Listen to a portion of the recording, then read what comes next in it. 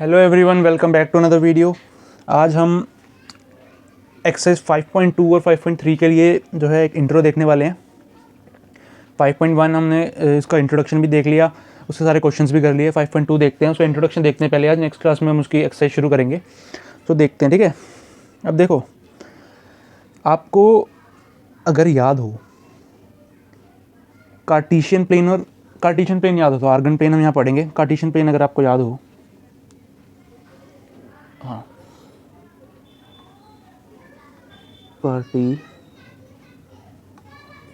Plane और क्या type है, आर्गन प्लेन, राइट। ये दो चीज़ें याद है आपको आई होप आपको पता हो। अगर कार्टेशियन प्लेन क्या होता है, अगर हमको रियल वैल्यू को, किसको, रियल वैल्यू को ग्राफ के अंदर प्लॉट करना होता है तो कार्टेशियन प्लेन की हेल्प से करते हैं हम वो। और सिमिलरली अगर हमें कॉम्प्लेक्स नंबर को, कॉम्प्लेक्स वैल्यू को प्लेन के अंदर, ग्राफ के अंदर अगर प्लॉट करना हो तो हम आर्गन प्लेन की मदद लेते हैं, कॉम्प्लेक्स, राइट। ठीक है, ये चीज़ तो पता चली। अब देखो, कार्टेशियन प्लेन नहीं, हम आर्गन प्लेन पढ़ेंगे, क्योंकि कार्टेशियन प्लेन नहीं पढ़ना हमें, आर्गन प्लेन पढ़ेंगे हम। आर्गन प्लेन होता क्या है, अब हम ये देखते हैं। ये चीज़ तो आपको समझ आ गई कि आर्गन प्लेन होता है जब, आर्गन प्लेन यूज़ कहाँ होता है, जब हमको कॉम्प्लेक्स वैल्यू को ग्राफ के अंदर प्लॉट करना होता है, राइट। तो हम आर्गन प्लेन को यूज़ करते हैं। बट इसको समझते हैं अब, ठीक है, थोड़ा सा देखो। आर्गन प्लेन मैं बताऊँ अगर आपको, फॉर एन एग्ज़ाम्पल हमने ले लिया z इज़ इक्वल्स टू कुछ भी मान लो 5 + i/3, ये मान लो, राइट। या 5 + i/6 कर लेते हैं, चलो इसे 5 + i/6 मान लिया हमने, राइट। अब हमें ये तो पता है कि ये तो हमें पता है कि ये जो वैल्यू होती है 5, ये रियल नंबर होता है, और जो ये 6 होता है, ये क्या होता है, इमेजिनरी।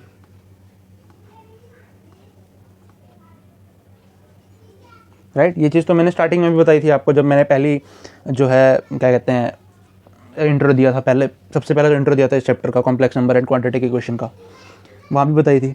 यहाँ देखते हैं, ठीक है। आपको ये तो पता है रियल नंबर होता है, ये इमेजिनरी नंबर, जो भी आयोटा के साथ नंबर होता है वो इमेजिनरी नंबर होता है, और जो सिंगल होता है वो रियल होता है। अब देखो, अब फॉर एन एग्जांपल हम एक काम करते हैं, इसको एक चीज़ देखो, ग्राफ प्लॉट करते हैं एक हम। ये बनाया छोटा सा ग्राफ, फॉर एन एग्जांपल ये 1 2 3 4 5, राइट। 1 2 3 4 5, राइट, ये चीज़ है। अब देखो, अगर हम इसको, इसी वैल्यू को अगर हम प्लॉट करें 5 और 6 को, ये 5 और 6 है ना, रियल नंबर 5 है, इमेजिनरी नंबर 6 है। अगर हम इसे हम प्लॉट करें इस ग्राफ में, तो वो कैसे करेंगे, किसको करना है हमें, 5 और 6 को, राइट। देखो ये रहा 5, इसको थोड़ा और ऊपर जाएगा 6, फॉर एन एग्जांपल ये रहा 6, ठीक है। ये पॉइंट हो गया, ये पॉइंट क्या हो गया हम पे, 5 और 6, राइट। ठीक है, ये चीज़ समझ आइए, 5 और 6 हो गया। अब देखो,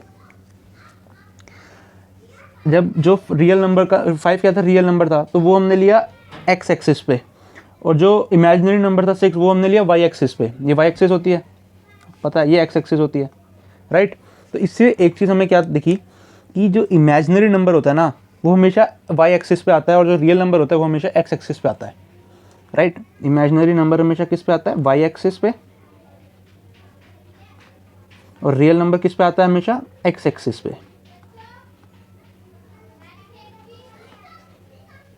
ठीक है। ये चीज़ तो अभी हम, इससे हमें पता चल गई। अब एक चीज़ और आपको बताते हैं, देखो, जो ये इस पॉइंट से बिल्कुल ज़ीरो होता है, ये इससे जो ये चीज़ है, ये डिस्टेंस है इससे इस पॉइंट तक का, इसको कहते हैं हम r। क्या कहते हैं इसे हम, r। r क्या होता है, डिस्टेंस बिटवीन देम, इन दोनों पॉइंट्स के बीच का डिस्टेंस होता है। और r की वैल्यू क्या होती है, r को फाइंड आउट कैसे करते हैं, √x² प्लस वाई स्क्वायर, ये फॉर्मूला होता है, राइट। अब देखो इसको, इस आर को हम कैसे निकालेंगे अभी, अगर इस डिस्टेंस को निकालना है, हम पे एक्स स्क्वायर क्या है और हम पे वाई स्क्वायर क्या है, एक्स स्क्वायर है हम पे 5, एक्स है हम पे 5, तो लिख देते हैं 5 का स्क्वायर, और प्लस वाई है हम पे 6, तो वो लिख देते हैं 6 का स्क्वायर। तो ये हो गया आपका 25 प्लस 36, राइट। 25 और 36, ये हो गया आपका 61, राइट। 61 अंडर द रूट 61, ये हम पे हो गया। अब मतलब आर की, मतलब जो ये डिस्टेंस है ना इन दोनों के बीच का, ये अंडर रूट 61 है, इसकी वैल्यू, इस डिस्टेंस के बीच की वैल्यू 61 है अंडर रूट का, राइट। अगर आप एक और एग्जांपल लेके देखना चाहते हो तो एक और एग्जांपल हम देख लेते हैं। सिमिलरली हम यहीं पे एक और ग्राफ बना लेते हैं। फॉर एग्जांपल हमने z अब ले लिया, कुछ भी मान लो, माइनस का मान लेते हैं, चलो जैसे यही वैल्यू है, इसी को माइनस बना देते हैं, -5 माइनस आयोटा 6, इसी को हमने माइनस में कर लिया, राइट। इसका ग्राफ देखते हैं।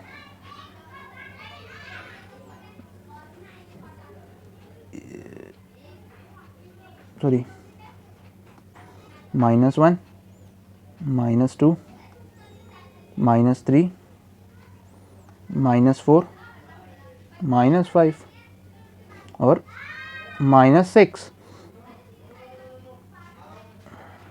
-3 -4 -5 -6, राइट। ये हो गया हमारा ग्राफ प्लॉट। अब हम देखते हैं, अब -5 और -5 क्या है, यहाँ पे रियल नंबर में है। रियल नंबर कौन सी एक्सिस पे होता है, एक्स एक्सिस पे, तो ये रहा। और इसका क्या है 6, इसका 6, इसका 5, मतलब ये बन रहा पॉइंट, और इसके बीच का ये रहा डिस्टेंस, ये हो गया यहाँ पे आर। अब आर हम निकालें अगर, तो मतलब यार डिस्टेंस कह लो या आर कह लो, R is equal to distance, R या डिस्टेंस एक ही बात है, राइट। ये डिस्टेंस है लिखा, तो ये क्या बन गया यहाँ पे, R is equals to what, -5 का स्क्वायर प्लस -6 का स्क्वायर, 25 प्लस 36 अंडर रूट 61 ही आएगा ना। समझ आ गया ये चीज़। तो आपको ये समझ तो आ गया कि जो रियल नंबर होता है वो हमेशा एक्स एक्सिस पे होता है, ये एक्स एक्सिस है, ये वाई एक्सिस है, और जो इमेजिनरी नंबर होता है वो हमेशा वाई एक्सिस पे होता है।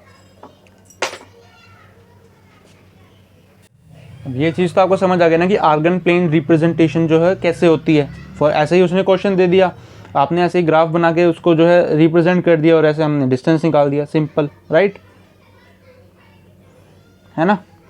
अब हम देखते हैं क्या, पोलर रिप्रेजेंटेशन। अभी तक हमने आर्गन रिप्रेजेंटेशन देखी, अब देखते हैं हम पोलर रिप्रेजेंटेशन, ये क्या होती है, राइट। क्या देख रहे हैं हम, पोलर रिप्रेजेंटेशन।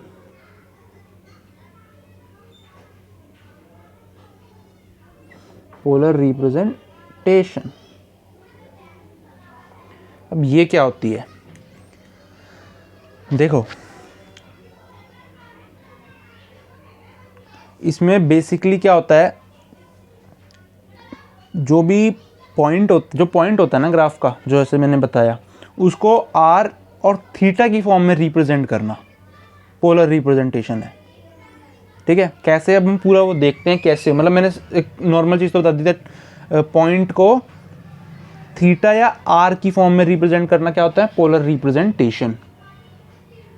अब हम देखते हैं कैसे रिप्रेजेंटेशन होती है इसकी पूरी। अब देखो, सिमिलरली मैं एक ग्राफ बनाता हूँ, ये रहा ग्राफ, इसमें मैंने फॉर एग्जांपल कोई भी पॉइंट रख दिया, ये रहा, राइट। तो ये हमें पता है आर होता है, ये हमें पता है, ये क्या हो गया, चलो इसको, ये थीटा हो गया, ये हो गया हम पे आर, राइट। ये हो गया हम पे क्या, पूरा आर हो गया, ये आर मैंने बताया था अभी, यहाँ पे बताया था मैंने इसे, ठीक है। जो ये चीज़ होती है ना, ये नीचे वाली एक्स एक्सिस, इसे हम आर कॉस थीटा से रिप्रेजेंट करते हैं, और ये जो वाई एक्सिस होती है ना, आर साइन थीटा से, ठीक है। देखो अब जिस सिंपल सी चीज़ याद रखो, रटो मत चाहे इसे, जिस एक्सिस के साथ एंगल होता है ना, एंगल ये रहा, जिस भी एक्सिस के साथ एंगल होता है, ये मत रटो कि एक्स एक्सिस के साथ ही होगा, ये रटो, ये ध्यान रखो कि जिस भी एंगल के साथ,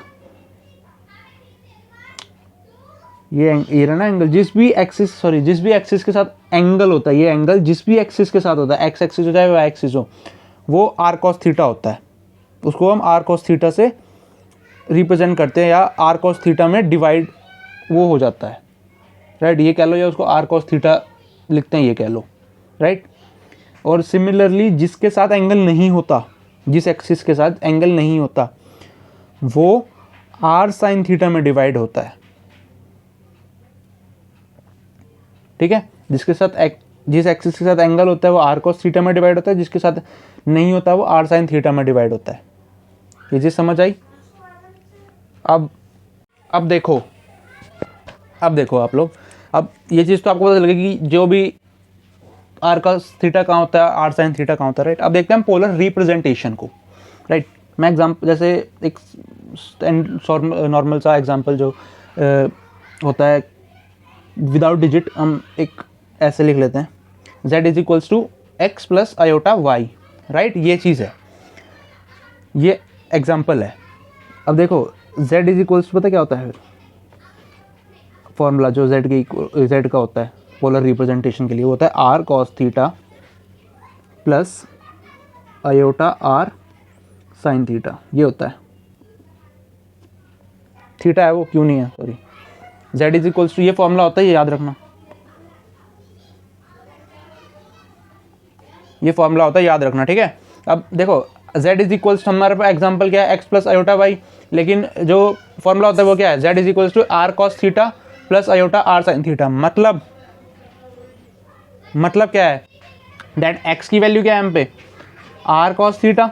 अगर आप कंपैरिजन करोगे तो x की वैल्यू हम पे क्या आएगी, आर कॉस थीटा, यार कितना, ठीक है। अब कंपेयर करोगे, सॉरी वो अगर बैकग्राउंड में ज़्यादा आवाज़ कट गई तो कंपेयर करोगे तो x is equals to R cos theta, y is equals to what, R sine theta, right. Comparison में तो यही आता है ऑब्वियसली, राइट। अब देखो r आ गया ना यहाँ पे, r वही अब देखो r की वैल्यू क्या है हम पे, r हमने क्या देखा था, r क्या होता है बताओ, खुद ही सोचो, r is equals to what, X square plus Y square, यही तो फॉर्मूला था, है ना, यही तो था। अब देखो आपको ना एक काम करते हैं, ये कैसे आया ये फॉर्मूला, ये चीज़ बताते हैं ताकि आपको कॉन्सेप्ट थोड़ा सा क्लियर हो जाए, राइट। ये चीज़ बताते हैं ये फॉर्मूला कैसे आया। अब देखो इन दोनों को ही आप क्या कहते हैं, स्क्वायर कर दो सिंपली, ये फर्स्ट हो गया फॉर एन एग्जांपल, ये सेकंड हो गया, दोनों को स्क्वायरिंग और ऐड कर दो, राइट। तो ये पहले वाला क्या बना, X square is equals to R square cos square theta, और ये वाला क्या बना, Y square is equals to R square sine square theta, right. अब ऐड कर दो दोनों को, तो क्या बना, X square plus Y square is equals to R square cos square theta, R square cos square theta plus R square sine square theta, right. ये बना। अब देखो अगर आप इसमें से कॉमन निकाल लो तो क्या बच रहा है, आर स्क्वायर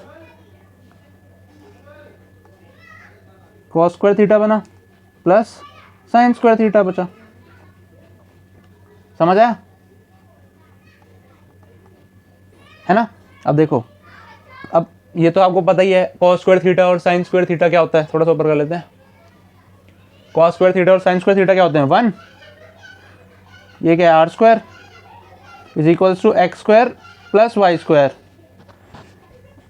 तो स्क्वायर इधर जाएगा तो आर क्या बचेगा हम पे, under the root X square plus Y square. हो गया प्रूव, यही तो था क्वेश्चन। देखा आपने फॉर्मूला कैसे बनाया, किस तरह से ये फॉर्मूला बना, देखा ना आपने, इसी फॉर्मूले से ये फॉर्मूला बना, ये फॉर्मूला है पोलर रिप्रेजेंटेशन का, समझ आया। चलो अब हम एक एग्जांपल लेते हैं तब समझाते हैं, और अगर तभी भी समझ नहीं आएगा तो जब एक्सरसाइज करेंगे ना तब और अच्छे से समझ आ जाएगा। मैंने अपनी तरफ से पूरी कोशिश करी है कि आपको समझा सकूँ, जितनी नॉलेज मेरे पास है, जितना मेरे को आता है मैं उतना समझाने की कोशिश कर रहा हूँ। अगर समझ आ रहा है तो प्लीज़ वीडियो को लाइक कर देना ज़रूर, और चैनल को ज़रूर सब्सक्राइब कर देना, शेयर भी कर देना जो भी आपके दोस्त हों जो 11th क्लास में पढ़ते हो, जिन्हें फिफ्थ चैप्टर करना हो, समझ ना आ रहा हो। अगर आपको भी समझ आता है तो आप अपने दोस्तों को भी प्लीज़ शेयर करना मेरा चैनल। सो अब देखते हैं एक एग्जाम्पल के साथ। ओके, सो अब हम एक एग्जाम्पल देखते हैं जिससे आपको पोलर रिप्रेजेंटेशन और ज़्यादा क्लियर हो जाएगा। ये एग्जाम्पल है आपकी ही NCERT बुक का एग्जाम्पल नंबर 7 है, that z is equals to 1 plus iota under root 3। ये आप ही की बुक का एग्जाम्पल है, इसी को हम कर लेते हैं। दैट एग्जाम्पल का एग्जाम्पल हो जाएगा, आपको समझना आ जाएगा, राइट। अब ये चीज़ तो हमें पता है that z is equals to x plus iota y होती है। मतलब ये तो एक बेसिक सा रूल है, मतलब यही फॉर्म तो होती है। x क्या होता है रियल नंबर, y क्या होता है इमेजिनरी नंबर। या हमने ये बात मान लो कि मान लिया हमने, राइट। तो z is equals to x is equals to क्या बना, कंपेयर करेंगे तो 1, और y इज इक्वल्स टू क्या बना अंडर रूट 3, है ना। अब देखो आपको एक चीज़ अभी मैंने बताई, that z is equals to, एक फॉर्मूला बताया, z is equals to what, r cos theta plus i r sin theta. ये फॉर्मूला मैंने अभी आपको बताया 1 मिनट पहले, जो पोलर रिप्रेजेंटेशन के लिए होता है, मैंने बताया अभी आपको। अब अगर आप कंपेयर करो तो x क्या बनेगा हम पे, r cos थीटा, y क्या बनेगा हम पे, r sin थीटा, है ना। ठीक है, अब हम क्या निकालेंगे, अब देखो ये बन गया। अब इसके बाद का स्टेप क्या होता है, हम r निकालते हैं। क्या निकालते हैं, r, ये वाला r। तो r निकालने के लिए क्या फॉर्मूला बताया था आपको मैंने, क्या प्रूफ भी करके दिखाया था, x square plus Y square का, राइट। तो x क्या है हम पे 1, y क्या है हम पे अंडर रूट 3 का स्क्वायर। तो अब हम अगर करें तो ये बना आपका 1 प्लस 3 अंडर रूट 4, और अंडर रूट 4 क्या होता है हम पे 2,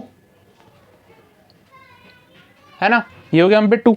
अब इस 2 को यहाँ डाल देते हैं। तो x क्या था पहले, हाँ इसमें x is equals to r cos theta, और y is equals to r sin theta. x क्या था हम पे, x की वैल्यू क्या थी हम पे 1, r क्या है हम पे 2, ये बन गया आपका cos थीटा। y क्या है, हम y की वैल्यू क्या थी अंडर रूट 3, r क्या निकाला हमने 2 sin थीटा। अब तो cos थीटा क्या बन गया हम पे 1/2, sin थीटा हम पे क्या बन गया अंडर रूट 3/2। क्वेश्चन अभी खत्म नहीं हुआ, ये तो खाली हमने sin थीटा और cos थीटा की वैल्यू निकाली है। हमें बेसिकली निकालना क्या है थीटा, इसलिए तो हमने पहले इसकी वैल्यू निकाली। अब देखो थीटा निकालने के लिए ना अब देखते हैं हम थीटा कैसे निकलेगा, सिंपल, राइट। थीटा निकालने के लिए एक फॉर्मूला, आई होप आपने पढ़ा हो, नहीं पढ़ा तो मैं बताता हूँ। Alpha is equals to tan inverse y upon x, ये होता है। ये कैसे सॉल्व करते हैं ये देखना, अब इसी के एग्जांपल को लेके करते हैं। नहीं समझ आया, अगर अभी भी आपको ऐसा लगता है कि ये चीज़ नहीं समझ आई, तो आप एक्सरसाइज भी देखना जो इसके बाद होगी, वहाँ ज़रूर आपको समझ आ जाएगा कि कैसे होगा ये क्वेश्चन। अगर ये चीज़ तो वैसे तो समझ आ जानी चाहिए, मुझे उम्मीद है मैंने समझा अपनी तरफ से पूरा 100% दिया है, बट फिर भी एक्सरसाइज देखोगे, करेंगे तो बिल्कुल समझ आ जाएगा। तो alpha is equals to tan inverse y upon X, right, ये फॉर्मूला था। तो alpha is equals to what, अब पता है आपको, पता है अल्फा क्या होता है, बताता हूँ रुको। tan इनवर्स y क्या था हम पे अंडर रूट 3, x क्या था हम पे 1, तो ये बन गया आपका tan inverse under root 3। Alpha is equals to, right, तो alpha is equals to what tan inverse 10, और अंडर रूट 3 की वैल्यू क्या होती है 10 में π/3। सो अल्फा की वैल्यू क्या है हम पे π/3, सिंपल, कोई झंझट ही नहीं।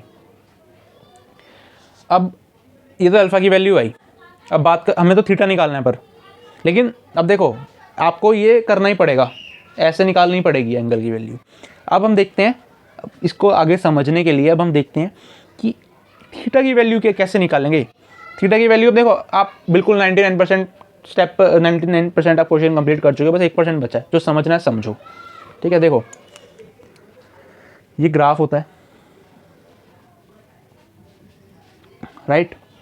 ये होता है आपका फर्स्ट क्वाड्रेंट, ये होता है आपका सेकंड क्वाड्रेंट, ये होता है आपका थर्ड क्वाड्रेंट, ये होता है आपका फोर्थ क्वाड्रेंट, राइट। आपको पता है ये फर्स्ट क्वाड्रेंट ऑल पॉजिटिव होता है। अब आपको ये तो पता है कि जो फर्स्ट क्वाड्रेंट होता है वो पॉजिटिव होता है ना। आफ्टर स्कूल टू कॉलेज जो भी आप जैसे भी आपने पढ़ा है, आपको पता है कि फर्स्ट, ये चीज़ तो सबको पता है दैट फर्स्ट क्वाड्रेंट पॉजिटिव होता है। अब देखो अगर हम यहाँ थीटा की वैल्यू कैसे निकालते हैं, थीटा की वैल्यू कैसे निकालते हैं हम, देखो अगर कभी भी फर्स्ट क्वाड्रेंट में वैल्यू आती है, फर्स्ट क्वाड्रेंट में वैल्यू अगर आती है तो हम उसको, उस थीटा किसके बराबर होता है उसमें, जब भी फर्स्ट क्वाड्रेंट की वैल्यू होती है थीटा किसके बराबर होता है उसमें, अल्फा के। जब कभी भी सेकंड क्वाड्रेंट में आती है वैल्यू तो थीटा किसके बराबर होता है हम पे, पाई माइनस अल्फा के।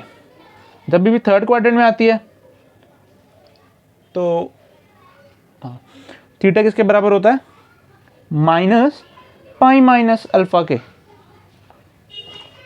और जब कभी भी फोर्थ क्वाड्रेंट में आता है तो थीटा किसके बराबर होता है, माइनस अल्फा के, ठीक है। अब हमें ये कैसे पता कि वो फर्स्ट क्वाड्रेंट में आ रहा है, सेकंड क्वाड्रेंट में आ रहा है, थर्ड क्वाड्रेंट में आ रहा है, वो हम देखेंगे यहाँ से, इन दोनों वैल्यू से। यहाँ क्या थी हम पे 1 और 3 थी, √3।